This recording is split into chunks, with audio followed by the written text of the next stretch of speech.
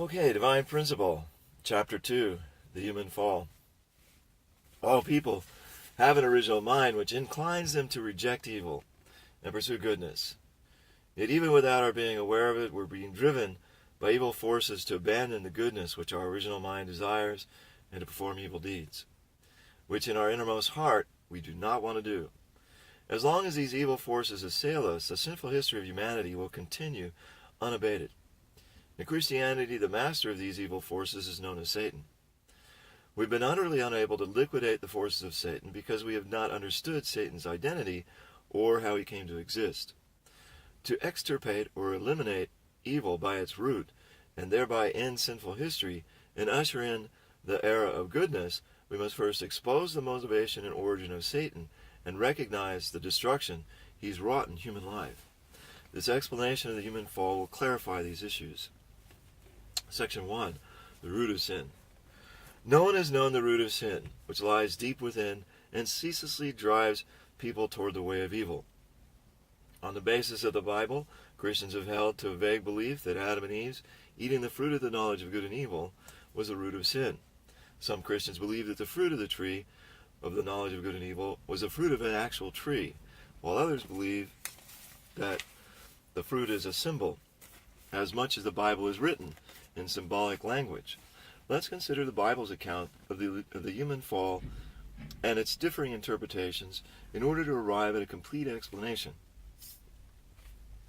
The tree of life and the tree of the knowledge of good and evil. Adam and Eve fell when they ate the fruit of the tree of the knowledge of good and evil. Many Christians to this day have thought that this fruit was the fruit of an actual tree. But would God, the loving parent of humanity, make a fruit which would cause the fall to look so attractive? Would he place it where his children would reach it so easily? Furthermore, Jesus said, "Not what goes into the mouth defiles a man, but what comes out of the mouth. This defiles a man." How then can a food which one eats cause one to fall? Humanity is beset by the original sin, which has been inherited from our first ancestors. Yet how can something one eats cause a sin which can be transmitted to one's descendants? The only way something can be inherited is by being passed down through the lineage. The temporary ill effects of eating something cannot be perpetuated through the long descent of lineage. There are those who believe that God made the fruit of the tree of the knowledge of good and evil and commanded Adam and Eve not to eat of it in order to test their obedience to him. We may ask, why would a God of love test humans so mercilessly by a means that could cause their death? Adam and Eve knew they would die the moment they ate the fruit, for God had told them so, yet still they ate it. Adam and Eve didn't lack for food. They would not have risked their lives and disobeyed God only to obtain some delicacy. Therefore, we can surmise that the fruit of the tree of the knowledge of good and evil could not have been an ordinary fruit. Rather, it must have been something so extraordinarily stimulating that even the fear of death did not deter them from grasping it. If the fruit of the tree of the knowledge of good and evil was not a material fruit, then it must be a symbol which represents something else. Why should we stubbornly adhere to a literal interpretation of the fruit when so much of the Bible makes use of symbolism and metaphor? We would do well to abandon such a narrow, old-fashioned attitude of faith. To learn what the fruit of the tree of the knowledge of good and evil represents, let's first investigate the tree of life, which stood next to the tree of the knowledge of good and evil in the Garden of Eden. When we grasp the meaning of the tree of life, then we can also understand the meaning of the tree of the knowledge of good and evil. The tree of life. According to the Bible, the hope of fallen people is to approach or attain the tree of life. Hope deferred makes the heart sick, but a desire fulfilled is the tree of life. Thus, the Israelites of the Old Testament age looked to the tree of life as their hope. Likewise, the hope of all Christians, from the time of Jesus until today, has been to approach and partake of the tree of life. Blessed are those who wash their robes, that they may have the right to the tree of life, and that they may enter the city by the gates. Since the ultimate hope of humanity is the tree of life, we can infer that the hope of Adam was also the tree of life. It's written that when Adam fell, God blocked his path to the tree of life by stationing a cherubim with a flaming sword to guard it. From this we can also understand that Adam's hope before the fall was the tree of life. Adam was cast out of the Garden of Eden without having attained his hope, the tree of life. For fallen people ever since, the tree of life has remained a hope unfulfilled. What was the hope of Adam during the time he was immature and growing toward perfection? He must have hoped to become a man who would realize God's ideal of creation by growing to perfection without falling. The tree of life, in fact, symbolizes a man who has fully realized the ideal of creation. Perfected Adam was to be this ideal man. The tree of life thus symbolizes perfected Adam. Had Adam not fallen but attained the tree of life, all his descendants could have attained the tree of life. They would have built the kingdom of heaven on earth. But Adam fell, and God blocked his path to the tree with a flaming sword. Ever since, despite the best efforts of fallen people to restore the ideal of creation, the tree of life has remained an unattainable dream. Burdened by the original sin, fallen people cannot complete the ideal of creation and become trees of life by their own efforts alone. For this ideal to be achieved, a man who has completed the ideal of creation must come to earth as a tree of life. All of humanity must be engrafted with him and become one with him. Jesus was the man who came as this tree of life. The tree of life, for which the faithful people of the Old Testament age longed for, was none other than Jesus. Ever since God blocked Adam's path to the tree of life by guarding it with a flaming sword, the tree could not be approached without first clearing the path. On the day of Pentecost, tongues of fire descended from upon the saints, and they were filled with the Holy Spirit. This event marked the clearing of the path, and the moving aside of the flaming sword, which appeared as tongues of fire preceding the rush of the Holy Spirit. It opened the way for all humanity to approach Jesus, the tree of life, and be engrafted with him. Nonetheless, Christians have been engrafted with Jesus only spiritually. This is why the children of even the most devout Christian parents still inherit sin, which must be redeemed. Even the most faithful saints have not been free of the original sin, and thus cannot help but transmit it to their children. For this reason, Christ must come again on earth as the tree of life. By engrafting all humanity with himself, once more, he is to redeem their original sin. Christians thus impatiently await the tree of life, which in the book of Revelation symbolizes Christ at his second coming. The purpose of God's providence of salvation is to restore the failure to attain the tree of life in the Garden of Eden by realizing the tree of life mentioned in the book of Revelation. Due to the fall, Adam could not fulfill the ideal of the first tree of life. In order to complete the salvation of fallen humanity, Jesus, the last Adam, must come again as the tree of life in the last days. The tree of the knowledge of good and evil. God didn't create Adam to be alone. He also created Eve to be Adam's spouse. Just as there was a tree in the Garden of Eden which symbolized a perfected man, there also should have been a tree which represented a woman who has fully realized the ideal of creation. The tree of the knowledge of good and evil, standing beside the tree of life, was this tree which, by fulfilling its good purpose, represents the ideal woman, perfected Eve. The Bible refers to Jesus using the metaphors of a vine and a branch. Likewise, to give us a hint about the secret of the human fall, God provided the symbolism of two trees to represent perfected Adam and Eve. The identity of the serpent. In the Bible we read that a serpent tempted Eve to commit sin. What does the serpent symbolize? Let's investigate the true identity of the serpent based on the Genesis account. The serpent described in the Bible was able to converse with people. It caused the fall of humans, who are spiritual beings. Furthermore, the serpent knew the will of God, which strictly forbade human beings to eat the fruit of the tree of the knowledge of good and evil. This is compelling evidence that the being which the serpent symbolizes was a spiritual being.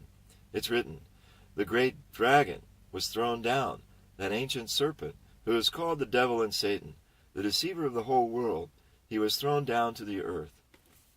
This ancient serpent is the very serpent which tempted Eve in the Garden of Eden. Having lived in heaven before it was thrown down, this devil or Satan must be a spiritual being. In fact, ever since the time of the human fall, Satan has been continually turning the hearts of the people toward evil. Since Satan is a spiritual being, the serpent which symbolizes him must also represent a spiritual being. These strands of biblical evidence confirm that the serpent who tempted Eve was not an animal, but a symbol of a spiritual being. The question arises, whether the spiritual being symbolized by the serpent existed before the creation of the universe or was created as a part of the universe. If this being existed before the creation of the universe and had a purpose contrary to that of God, then the conflict between good and evil in the universe would be unavoidable and perpetual. God's providence of restoration then would be in vain. Moreover, monotheism, which holds that everything in the universe was created by one God, would be unfounded. We are left with the conclusion that the spiritual being represented by the serpent was originally created with a good purpose, but later fell and became Satan. What kind of a spiritual being in God's creation could have conversed with people, understood the will of God, and lived in heaven? What kind of being, even after it had fallen and become degraded to an evil being, could transcend time and space to dominate the human soul? And there are no beings endowed with such characteristics other than angels. The verse, God didn't spare the angels when they sinned, but cast them into hell and committed them to the pits of nether gloom, supports the conclusion that the serpent which tempted human beings and sinned is an angel. A serpent has a forked tongue. It depicts someone who utters contradictory things with one tongue and lives a two-faced life, with one heart. A serpent twists its body around its prey before devouring it, a metaphor for someone who ensnares others for his own benefit. For these reasons, the Bible likened the angel who tempted human beings to a serpent. The fall of the angel and the fall of human beings. It's clear that the serpent who had tempted the human beings to fall was an angel, and that this angel became Satan when he sinned and fell. Let's now investigate what kind of sin the angel and the human beings committed. The crime of the angel. And the angels that didn't keep their own position, but left their proper dwelling, have been kept by him in eternal chains in the nether gloom until the judgment of the great day, just as Sodom and Gomorrah and the surrounding cities, which likewise acted immorally and indulged in unnatural lust, serve as an example by undergoing a punishment of eternal fire. From this passage we can infer that the angel fell as a result of an illicit sexual relationship. Fornication is a crime which cannot be committed alone. With whom did the angel commit the illicit sexual act? In the Garden of Eden. In order to unveil this mystery, let's examine what kind of sin the human beings committed. The crime of human beings. We read that before they fell, Adam and Eve were both naked and unashamed. After the fall, however, they felt ashamed of their nakedness, and sewed fig leaves together into aprons to cover their lower parts. If they had committed a crime by eating some actual fruit of a tree, called the fruit of the tree of the knowledge of good and evil, then they certainly would have covered their hands or their mouths instead. It's human nature to conceal one's faults. Thus the act of covering their lower parts that shows that these parts, and not their mouths, were the source of their shame. In Job 31:33 it's written, If I had concealed my transgressions like Adam, by hiding my iniquity in my bosom. Adam concealed his lower parts after the fall. This indicates that his blemish was in his lower parts. Adam and Eve's sexual parts were the source of their shame because they were the instruments of their sinful deed. In the world before the human fall, what act would one be willing to carry out, even at the clear risk of one's life? It could be nothing else but the act of love. God's purpose of creation described in the blessings, be fruitful and multiply, can be achieved only through love. Accordingly, from the viewpoint of God's purpose of creation, love should be the most precious and sacred act. But because the sexual act was the very cause of the fall, people often regard it with shame and even contempt. In conclusion, human beings fell through an act of illicit sexual intercourse. The illicit sexual act between the angel and human beings. Thus far we've explained that an angel seduced human beings to fall, and that both the angel and the human beings fell due to illicit sexual love.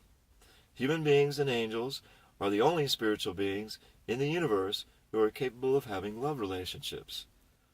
We can deduce that the illicit sexual relationship must have involved the angel and human beings. Jesus said, You're of your father the devil, and your will is to do your father's desires. Since the devil is identified as Satan, we can assert that human beings are descendants of Satan, the ancient serpent who tempted human beings. Through what circumstances did humanity become the descendants of the fallen angel, Satan? There was an illicit sexual relationship between the angel and the first ancestors. As the fruit of that relationship, all humanity is of the lineage of Satan. When St. Paul wrote, "We ourselves who have the first fruits of the Spirit groan inwardly, as we wait for adoption as sons, the redemption of our bodies," he was acknowledging that we fallen people stem from the lineage of Satan and not the lineage of God. John the Baptist reproached the people, calling them a brood of vipers, that is, children of Satan. Jesus said to the scribes and Pharisees, "You serpents, you brood of vipers, how do you escape being sentenced to hell?" These verses affirm that we are the offspring of an illicit sexual relationship involving the angel and our first ancestors. This, in fact, lies at the heart of the human fall. The fruit of the tree of the knowledge of good and evil. The tree of the knowledge of good and evil was shown earlier to symbolize Eve. What does the fruit of this tree represent? It signifies the love of Eve. As a tree multiplies by its fruit, Eve should have borne good children through her godly love. Instead, she bore evil children through her satanic love. Eve was created in an immature state. She was to reach full maturity only after going through a period of growth. Thus, it was possible for her to bear either good fruit or evil fruit through her love. This is why Eve's love is symbolized by the fruit of the tree of the knowledge of good and evil, and why Eve is symbolized by the tree. What did eating the fruit of the tree of the knowledge of good and evil signify? When we eat something, we make it a part of ourselves. Eve was to have eaten the fruit of goodness by consummating her God-centered love. Then she would have received the essence of God's divinity and multiplied a good lineage. However, she ate the fruit of evil by consummating her evil love centered on Satan. Hence, she received the essence of his evil nature and multiplied an evil lineage, from which our sinful society descended. Accordingly, Eve's eating the fruit of the tree of the knowledge of good and evil indicates that she consummated a satanic love relationship with the angel, which bound her in ties of blood to him. God cursed the fallen angel, saying, "Upon your belly you shall go, and dust you shall eat all the days of your life." "Upon your belly you shall go" means that the angel would become a miserable being, unable to function properly or to perform its original service. To eat dust means that ever since the angel was thrown down from heaven, he has been deprived of life elements from God.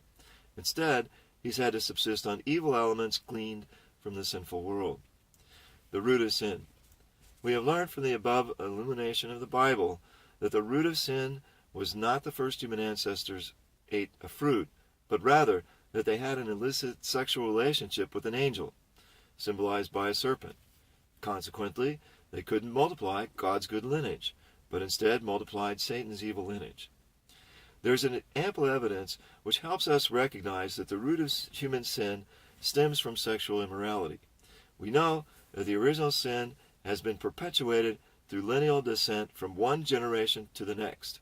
This is because the root of sin was solidified by a sexual relationship that binds one in ties of blood.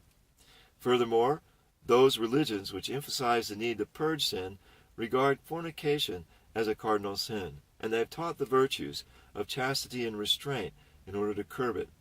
This is an indication that the root of sin is found in lustful desires. The Israelites performed the rite of circumcision as a condition for sanctification. They qualified themselves as God's chosen people by draining blood. Because the root of sin lies in having taken it in through an unchaste act, the evil blood which permeates our being. Sexual promiscuity is a principal cause of the downfall of numerous heroes, patriots, and nations. Even in the most outstanding people, the root of sin, illicit sexual desire, is constantly active in their souls, sometimes without their conscious awareness. We may be able to eradicate all other evils by establishing moral codes through religion, by thoroughly implementing various educational programs, and by reforming the socio-economic systems that foster crime. But no one can prevent the plague of sexual promiscuity, which has become increasingly prevalent as the progress of civilization makes lifestyles more comfortable and indolent.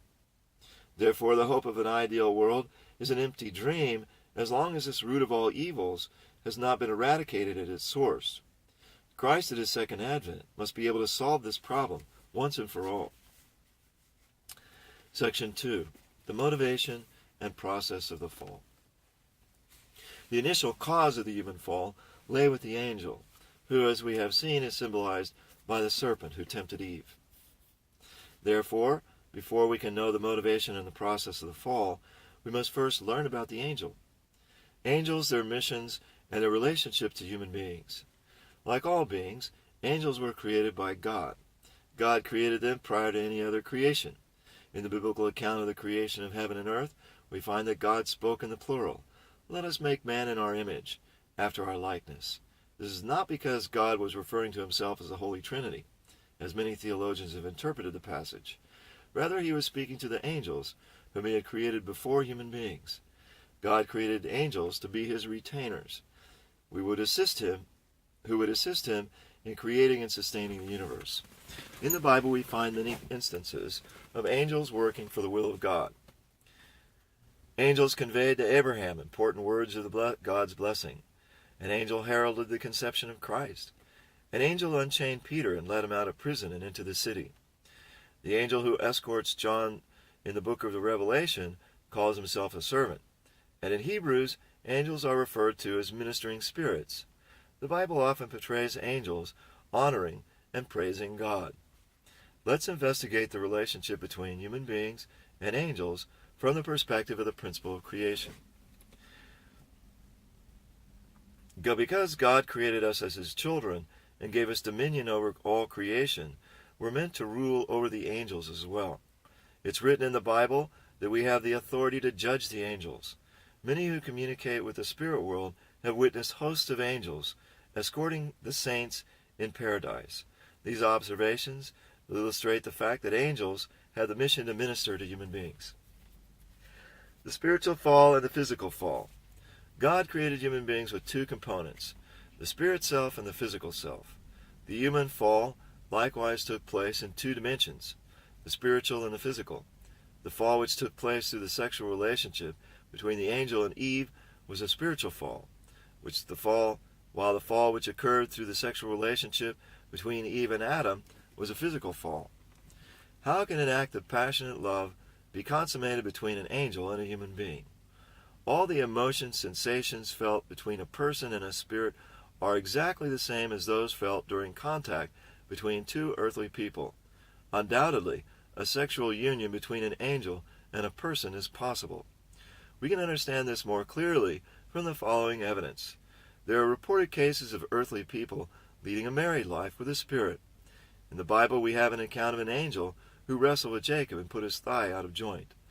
3 angels visited Abraham's family and ate a meal of veal, milk, and curds.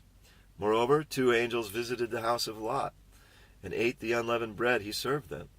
When the townspeople saw the angels, they were excited with lecherous desires for them and surrounded Lot's house, shouting, "Where are the men who came to you tonight? Bring them out to us that we may know them." The spiritual fall. God created the angelic world and assigned Lucifer to the position of archangel.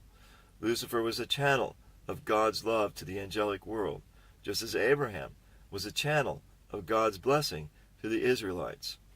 In this position, he virtually monopolized the love of God. However, after God created human beings as his children, he loved them many more times than he ever loved Lucifer, whom he had created as his servant. In truth, God's love toward Lucifer did not change. It was the same before and after the creation of human beings. Yet when Lucifer saw that God loved Adam and Eve more than him, he felt as if there was been a decrease in the love he received from God. This situation is similar to that in the biblical parable of the laborers in the vineyard. Although the laborers who had worked since morning received a fair wage, when they saw that those who came later and worked less received just as much, they felt underpaid. Lucifer, feeling as though he were receiving less love than he deserved, wanted to grasp the same central position in human society he had enjoyed as the channel of love in the angelic world. This is why he seduced Eve, and this was the motivation of the spiritual fall. Everything in the universe is created to be governed by God through love. Thus, love is the source of life, the key to happiness, and the essence of the ideal to which all beings aspire. The more one receives love, the more beautiful one appears to others. When the angel, created as God's servant, beheld Eve, the daughter of God, it was only natural that she looked beautiful in his eyes. Moreover, when Lucifer saw that Eve was responding to his temptation, the angel felt the stimulation of her love to be deliciously enticing. At this point, Lucifer was seducing Eve with the mind to have her, regardless of the consequences. Lucifer, who left his proper position due to his excessive desire, and Eve, who wanted to open her eyes and become like God before the time was ripe, formed a common base and began giving and receiving action. The power of the unprincipled love generated by their give and take led them to consummate an illicit sexual relationship on the spiritual plane. All beings are created based on the principle that when they have become one in love, they exchange elements with each other. Accordingly, when Eve became one with Lucifer through love, she received certain elements from him. First, she received feelings of dread arising from the pangs of a guilty conscience, stemming from her violation of the purpose of creation. Second, she received from Lucifer the wisdom, which enabled her to understand that her originally intended spouse was to be Adam, not the angel. Eve was in the position to receive wisdom from the archangel because she was immature, and her wisdom was not as seasoned as that of the archangel, who was already in a state of angelic maturity. The physical fall. Perfect Adam and Eve were supposed to have become an eternal husband and wife in God's love. But Eve, who in her immaturity had engaged in the illicit relationship with the archangel, joined with Adam as husband and wife. Thus, Adam fell when he too was still immature. This untimely conjugal relationship in satanic love between Adam and Eve constituted the physical fall. As mentioned above, through the spiritual fall with the archangel, Eve received feelings of dread arising from the pangs of a guilty conscience, and a new wisdom that her originally intended spouse was not the archangel, but Adam. Eve then seduced Adam with the hope that by uniting with him, her intended spouse, she could rid herself of the dread and once again stand before God. This was Eve's motivation, which led to the physical fall. Once Eve had united with the archangel through their illicit sexual relationship, she stood in the position of the archangel with respect to Adam. Thus Adam, who was still receiving God's love, appeared very attractive to her. Seeing Adam as her only hope of returning to God, Eve turned to Adam and tempted him, playing the same role as the archangel had played when he tempted her. Adam responded and formed a common base with Eve. They began giving and receiving action with each other. The power of the unprincipled love generated in their relationship induced Adam to abandon his original position and brought them together in an illicit physical relationship of sexual love. When Adam united in oneness with Eve, he inherited all the elements Eve had received from Lucifer. These elements, in turn, have been passed down to all subsequent generations without interruption. What if Adam had reached perfection without yielding to fallen Eve's temptation? The providence to restore Eve alone would have been relatively easy, because although she had fallen, Adam still would have remained intact as her perfect subject partner. Unfortunately, Adam also fell, and humanity has multiplied in sin to the present day, perpetuating the lineage of Satan. Section 3. The power of love, the power of the principle, and God's commandment. The power of love and the power of the principle in the human fall. Human beings are created through the principle, and they are meant to live according to the way of the principle. Therefore, it cannot be that the force inherent in the principle would induce a person to deviate from the way of the principle and cause him to fall. This may be compared to a train, which cannot run off the track unless, aside from a breakdown in the track or locomotive, some outside force stronger than the train's forward momentum collides with it and pushes it in a different direction. Similarly, for human beings, the force inherent in the principle guides their growth in the proper direction. But if some stronger force from a different direction and with an unprincipled purpose collides with them, they'll surely fall. The force which is stronger than the force of the principle is none other than the power of love. While human beings are in the state of immaturity, it's possible that the power of unprincipled love can induce them to fall.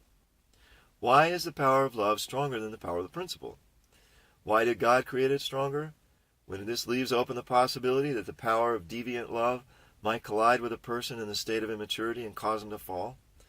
According to the principle of creation, God's love is the subject of all loves flowing within the four-position foundation, which is established when its members have completed the three-object purpose through their dynamic love for each other. Without God's love, there's no way to establish the true four-position foundation. Without God's love, there's no way for us to fulfill the purpose for which we were created. Love is truly the source and wellspring of our life and happiness. Although God created human beings based on the principle, He governs us through love. Accordingly, in order for love to fulfill its proper role, its power must be stronger than the power of the principle. If the power of love were weaker than the power of the principle, God could not govern human beings through love.